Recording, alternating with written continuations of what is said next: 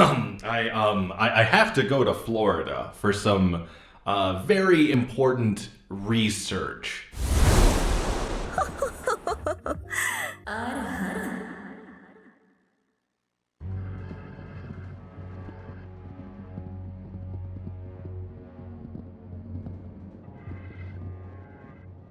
Welcome to one of the most chaotic theaters in the new American wasteland. Before the collapse of the United States, the Floridian Peninsula had already been home to extreme right-wing politics. This left Florida extremely vulnerable to a dominionistic takeover.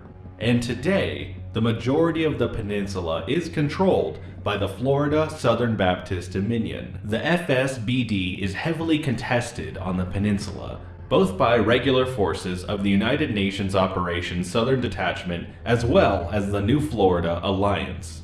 United Nations Operation North America South, or UNONA South, is comprised of both Cuba and Mexico.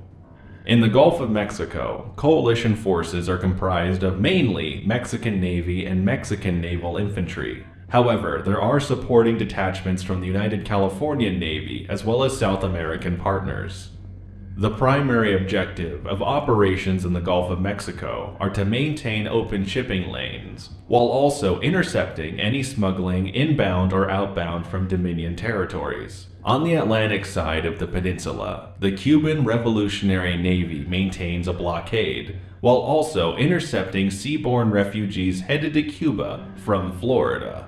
Cuba also provides vital resources in the form of medical aid and healthcare specialists in the United Nations humanitarian mission. Within Florida itself, multiple anti-Dominion resistance groups have formed the New Florida Alliance. The NFA is still in the process of rebuilding the territory that it controls. The NFA mainly suffers from a lack of domestic manufacturing and military training. Mexican Naval Infantry as well as Special Operations Forces are currently advising and embedding alongside NFA militia, while partial logistic and medical support is provided by the Cuban Revolutionary Armed Forces.